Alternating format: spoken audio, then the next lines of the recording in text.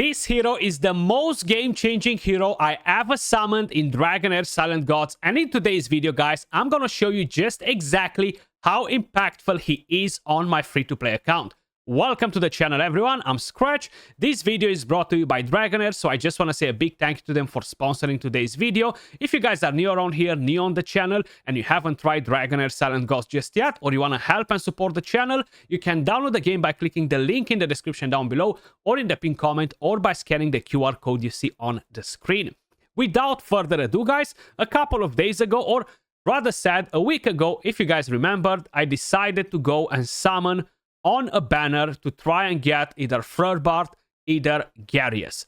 And I managed to bring in Garius, right? And I continued to pull for another legendary because I managed to summon my first dupe, and I was like 15 Heliolite in the Mercy. So I said, I'm gonna continue to go for the next legendary. How you may notice on the screen right there, we obtained Ogok, and he is the hero that I want to spotlight in today's video. So right here, game over. I won it, right? So I managed to get Ogok on the free-to-play account, and I got him on my main account like a week before I got him on the free-to-play account. Absolutely game-changing. Honestly, the most game-changing hero I ever summoned. Now, while we are in Discord, guys, if you haven't joined my community Discord, you can do so by clicking the link in the description or in the pinned comment. We currently have a Dragonheir giveaway going on as well. All you gotta do, of course, is come right here to the Discord, make sure you read the rules, react with the emoji, gain access to all of the server. If no, you will not receive access till you don't read the rules. And then head over to the giveaway hype.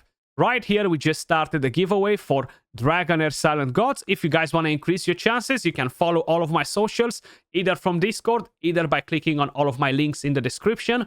And come hang out with us. We have tons of awesome people talking in here about all sorts of different strategies for Dragonheir and pretty much everything that you guys need to know. Plus, you get a chance to enter the giveaway. If you guys are not familiar with Ogok, seems like I cannot click on him from there. Let me just quickly show you what this character can actually do. And yes, this is my free-to-play account in Season 1. This is my Ogok build at the moment, guys. And I don't think it's the best possible build. My gear is still pretty bad. I have crit rate gloves on him. I should really have attack gloves on him to increase his healing, but I have none from this set. And I gotta say it, I missed this freaking Brotherhood Spirit set that gives you increased attack. We don't have this in Season 3, and it's so freaking good. I cannot wait to see if in Season 4 we're gonna have something similar with this. I think it's an amazing set, right? So I decided to give Ogok this set to increase the attack on all of my team. Now, for whoever is not familiar with the actual character, guys, he is one of the 2 characters in the entire game that can basically make you unkillable. So summons a totem which grants immortality to all allies for 5 seconds. Heals all allies after a while. So yes, I am unkillable in the temporal vortex. I can be unkillable in dungeons. This is just game-changing. I can be unkillable in arena as well. Everywhere right now, I can actually be unkillable. Now, this character will have a massive impact across the entire board in the game. Regardless if I'm talking about chief challenges, endgame boss, dungeons. The only place where he's not really going to be good is the goblin. So on top of this immortality, he's going to give you a massive healing. Now, you do want to have a lot of enlightenment and attack on this character. Preferably as an artifact, you get something that either increases the healing, either increases your attack. If you have the pipe organ, is great because that will increase the attack on all of your team if you have high attack on him. With a battle skill, he basically heals, puts attack penalty. I decided to don't give him a lot of accuracy for the temporal vortex because I don't need it, so I'll rather focus on getting more attack. But the main thing is he heals. Now, with the passive, when healing an ally, dispels 1 debuff from them. So this is massive because it can happen with the battle skill, it can happen with the ultimate skill, and when you are in the temporal vortex on difficulty 4, you are going to get defense down applied on your team. So he will actually cleanse that for you. But let's head over to the temporal vortex. I've already done my run on the temporal vortex. We are going to do one, but I want you guys to basically make an estimation in the comments down below. How much damage you think that this team is able to do in the temporal vortex? Keep in mind the modifiers for this week are in the favor of the Dauntless team. So they're not really going to benefit my Wild team at all. This is what we're running. I do have one legendary artifact. Thankfully, we managed to summon a dupe, and that is, of course, the Witch's Remains. Then I have the Crown of the Unclean on Sigrid, and I have the Eyeball of the Giant on Tonalnan. Now, for Ogok, I actually have the Mirror of the Living. I would prefer a much better artifact, but it's not like I have many options, honestly. I have the Luminary Order Gospel on Hexandra. Now, this team will go to the next level if I can bring in Furbart instead of Hexandra, drop Sigrid out of the team, and bring in another wild character. That's when this team can actually reach new heights. And that will be the ceiling for the current formation that I have going on at the moment. In terms of skilling, guys, the way on how you can make your Ogok to keep your team unkillable for 2 clan boss skills is by setting him at 26.1 on 22nd cycle. That will ensure that the very first AoE that the boss does and the single hit that hits the character with the highest HP will be blocked with immortality. You're going to be on 0 HP most probably, but as soon as the immortality expires, he's fully going to heal your team, more or less. It really depends what build you have on him. And then, from there on, you want to have a tag down with Sigrid on the last 2 skills for the Temporal Vortex. Like this, you're going to have a tag down and the boss won't do as much damage. You want to heal with Hexandra after the boss uses his second big AoE, the one that applies defense down, because before that you're going to be at full HP, so the boss won't take you down. Then you're going to heal, prepare for the last skill on the Temporal Vortex, which is the ultimate skill, another big AoE. Again, you're going to go back to full HP, the boss won't take you down. Ogok with the battle skill will cleanse the defense down on most of your characters. I still haven't figured out if the actual positioning matters much on him. Is basically just this, jumping in between the characters. Now, I can always play a completely different positioning. You know, I can do something like this maybe, or I don't know, something funky like this. And like when he is using it like this, he's gonna go from here, here, here, here, here. Let's try it like this. Like this, he might just cleanse the entire team. You see, bang, bang, bang, bang. At least on paper. Now I have an Enlightenment Aura. Nothing else really suits my team better than this. Let's crack on it, guys. So this team should survive all the way up to 150 stacks. That's when the boss with the passive will actually ignore Unkillable.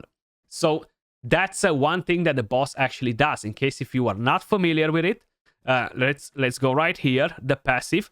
So immune to all control, and where does it say the part where he ignores the Unkillable? Maybe it has a different part which is not available while we are in the run. But basically, once he reaches 150 stacks right here on the attack, the blue buff that he has, once he reaches 150, he will ignore immortality. So just to keep that in mind. Okay, so the positioning doesn't really matter as much as I can see right here.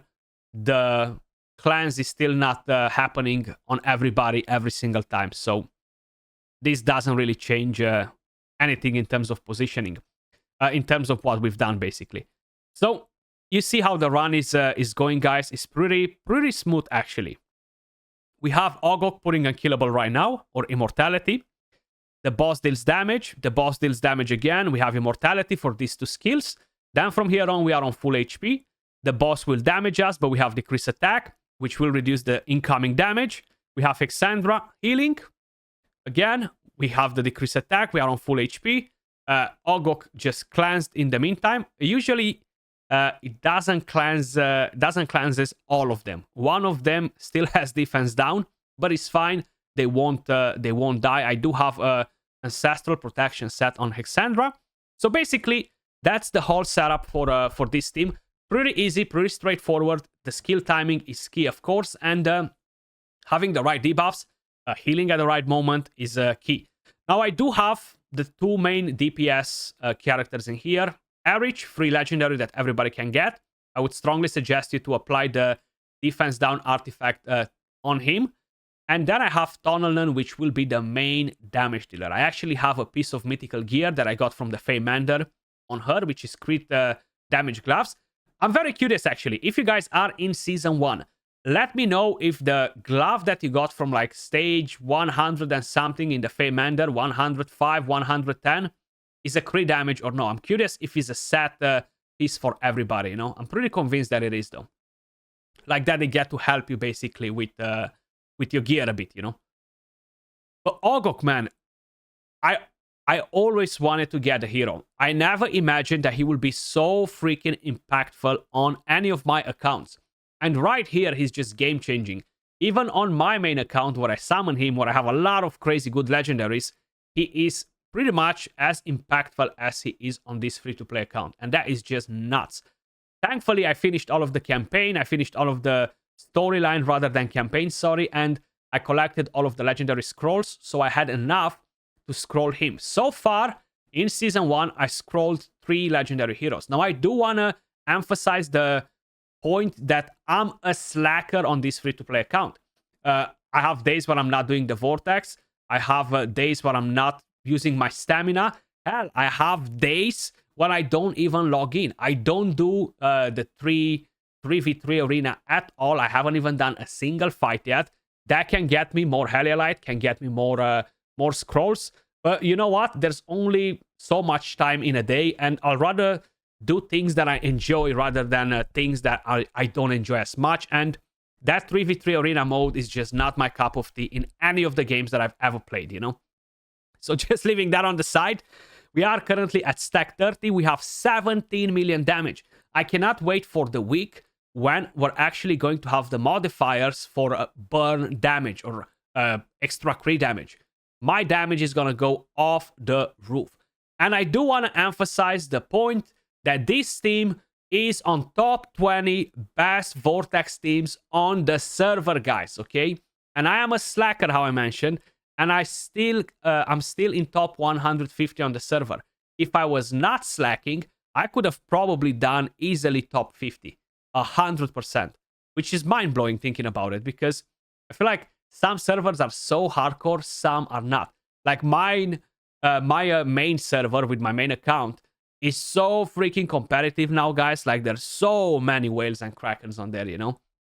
I still managed to do top 100, but if I was pushing for top 50, I was gonna do that. I don't think I was gonna do top 20, to be honest. I don't think I was gonna do top 20. Last season, I finished top 20. This season, with all of the whales and krakens, no way I was gonna do top 20. But top 50 was easy if I was putting in the work. But I haven't really bothered much with my Otherworld event in terms of having 15 teams from day one, improving constantly the team for the endgame boss, you know. Again, there's only so many things you can do in a day. So we are at stack 50. And how you may notice, when the boss hits us with the AoEs, when we don't have immortality and we have the decrease attack, he's not really doing that much damage. Like he's taking a quarter up to a third out of all the HP that we have. Now, when we are under immortality, we don't have decrease attack on the boss, and he deals a lot of damage like that on the team. I'm actually wondering if I would put accuracy on Ogok to have the decrease attack while we have the immortality to reduce a bit the damage. Will that actually benefit us a bit? It will change anything? I kind of doubt it though, because you see, we're kind of like going back on full HP so freaking quick after the immortality expires, and we already reached maximum damage on the Vortex, guys. You need 24 million damage. If I'm not mistaken, it's not 25, right? 24. So from here on, everything is an extra, you know. And look how low we are getting while we are under immortality. It's crazy because we have no HP. If we would not have the immortality on, this team would be dead. Not to mention, my best personal damage before I got Ogok into this team, when I was running Garius and I was running Nathaniel as support instead of Ogok and Hexandra, my best damage was 17 million. 17. This, not only that it easily doubles my damage, but it's just so much better. So much better because I can make a 5-man elemental affinity. And now my Psychic Core comes into play, which again is very, very important. Now, seems like this time around, Probably we did not land the decrease attack with Sigrid, and we died a bit early. And we managed to do a 32 million score, which, by the way, is not bad at all. And I'm going to quickly show you in a second what was my best damage on the previous run that I saved. It was a good call to save it because I don't really like to retry this too many times, especially that we don't have 10x speed. But this is basically what we have in terms of damage. So we have 52.5% from Tonnelan, 17 million damage. Now, the previous run that I've done, guys, let me just quickly show you, was 39.5 million damage. Let me just move my head. There you go, 39.5, and I'm top 13 on the server with this team, guys. Pretty crazy. And look at the modifiers. Allies' attack speed is increased by 50%, and basic attack damage is increased by 25%. Not that great. This is mainly in the favor of the Dauntless characters. But either way, it's definitely a solid one. Next week, this is what I'm talking about. Next week, we have 30% more fire damage. The ally with the highest accuracy on the team grants damage reduction to the entire team. This is going to be amazing. I'm probably going to break 45 to 50 million with this team, which is crazy because in Season 1, on my main account, I had much better characters. I had Frerbart, I had Caspar, I had pretty much everyone. I had tons of legendary artifacts, and my personal best was around 44 in Season 1 with my main account. And this will beat that just by getting Ogok onto the team. I do want to showcase him, for example, in the Heretical Ruins. He absolutely changed the game for me here. I am using him in the Heretical Ruins. I am using him in the Grave of Venom. I'm looking to improve my team there as well. I'm using him versus the Grave of Wrath. He cleanses, he heals, he puts the invincibility on my team, you know. Honestly, such an amazing character. But I don't want to do a run in this one, guys, just to show you how efficient can be in here, and I'll show you the strategy that we are running because it's a pretty interesting one. So basically, this boss is on a 24-second cycle. When he is using his ultimate, which is this one right here at 24 seconds, he will deal a massive damage, and he will apply burn. Now, with this skill, at 6 seconds and at 12, he will only deal damage to your team if you have burn. If you don't have burn, you're going to take no damage for this skill and the second. But this one right here will still hit very, very hard. So what I've done with Ogok, I'm blocking that final AoE at 23 seconds, 1 second before he's using it, on a 24-second cycle. Then I have Immortality for 5 seconds. The boss won't be able to kill me no matter what. Then I'm cleansing the burn before he starts using the other 2 AoEs, so he's never going to be able to kill me in this dungeon. No matter what, it's impossible for the boss to kill me. Now, I am able to fail this dungeon if I don't have enough damage. Okay, so that's one thing that could potentially happen. Unfortunately, I don't have a 5-man elemental affinity here, but I have a 3-man elemental affinity, which gives me all these stats. Voresh is here to apply defense down. I actually bought the scrolls today for him. I spent like 720 gems to buy 6 scrolls to get him up and running. And of course, zero regrets because he's just so freaking good for this.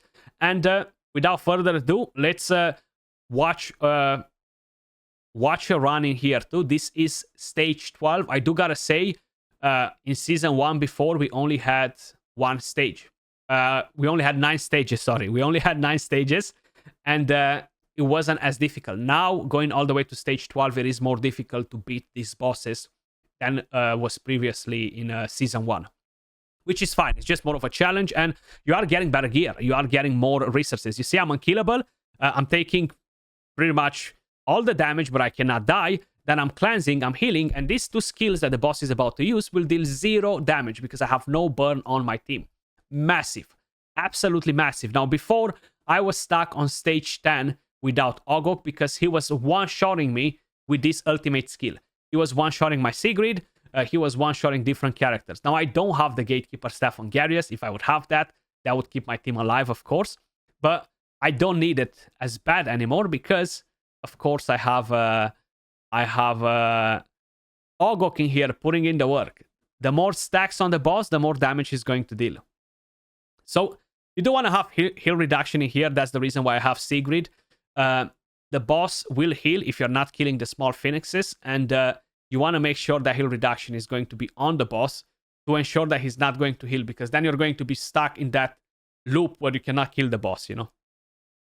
But pretty straightforward. Not the fastest run or anything like that, but is getting the job done. I am pretty tempted to maybe drop a couple of characters from here. Maybe drop Vorash and drop Dane and bring in Tonelon and Erich. That should improve the time for this team. It should be much faster. Tonelon just deals a lot of damage. I think so. I think it should improve it. You know, like that I can drop Vorash. It's gonna be a bit harder to consistently apply defense down on all of the 3 targets, you know.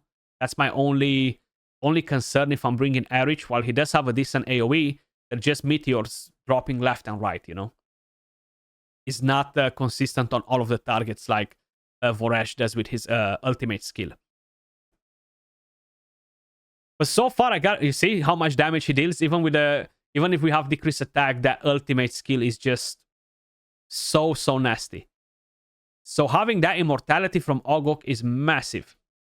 Now, it's a shame that I cannot use him in the ancient battlefield, because the buffs will make the boss go crazy in there and will gain a lot of stacks. But it's definitely something that I can try and see how well it's going to work, you know. It might not, but it might work as well at the same time. So who knows? Maybe I can block a couple of the big hits from the boss, and my team might survive. That's the only dungeon that I'm not doing on stage 12 right now, the ancient battlefield. And I think the Grave of Wrath, I'm only on stage 11 if I'm not mistaken. Yeah, stage 11 on the Grave of Wrath. A Vika in there would be nice, or having scrolls for Gulen, that would be nice as well. I haven't really tried to push on stage 12 yet though, so I need to look if maybe I can create a preset for it, you know, and see if that will work on that dungeon. The Grave of Wrath and the Ancient Battlefield are some of the toughest dungeons though, and this can be annoying if the boss can one-shot your characters if you don't have enough stats on your DPS to survive. Like, look at the damage with decreased attack. It's almost one shot on all of my team, you know, which is pretty crazy. But the boss is almost done. Almost done. 100 stacks of attack on it. Okay. If I'm gonna get the Gatekeeper staff on Garius, I'm definitely going to bring in a rally team. That's gonna farm this much faster. And that's so much better in all of the dungeons to speed farm them, you know. Look at that. But from here on, guys, all of my summons will be saved for the Flurbart banner or for the D&D event, whichever comes first. If the D&D event comes first, I'm going to open all of my Heliolite for that. So there we go, 3 minutes and 46 seconds.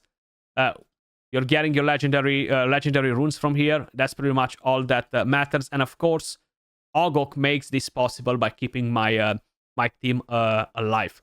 So I have right now exactly 9 summons, 500 Warm Arrow. I still need to complete quite a few more things in the game, like all of the tower defense and stuff like this. Those will give me Heliolite as well, so I can start saving them too. I basically need 25 summons for Flurbart if I'm going for that. And I will need approximately 25 summons for the D&D event too, if I want to get the legendary. If I want to get a legendary and the artifact, whatever that might be, if they're good enough, I will require probably 50 plus summons, which I don't think is going to be possible. So the event for Flurbart is this. Blast Summons 2 starts on 5th of July, so almost 1 month away. I can that easily save 25 summons. And is it this? No, it's not this one. Okay. Is it this one? This is the one on 12th of July. Sorry, 12th of July. So literally 1 month away. And I can save 25 Heliolite, summon. If I don't summon Flurbart in the meantime, I can continue to summon, get the epic chest, and just select Flurbart from there and call it a day. Now, from here, there are some amazing legendaries as well. We have, of course, Thorin, which will be massive. We have, of course, Vinyara, which is just absolutely nuts. I would love a Vinyara. I already have Gulende. I already have Lorantil. I already have Sagomir. Funny enough, I have quite a few of them. I would love to get maybe a Huldork would be nice, but I'm not too stressed about those ones. That was all for this video, guys. I just wanted to show you how impactful one hero can actually be on a free-to-play account if you are using them right. And Ogok is just one of those heroes that honestly is one of the best in the entire game. Thanks again to Dragonheir for sponsoring today's video. If you guys want to get involved, you can click on the link in the description down below or in the pinned comment to download Dragonheir Silent Gods now, and I'll catch you all in the next one. Peace.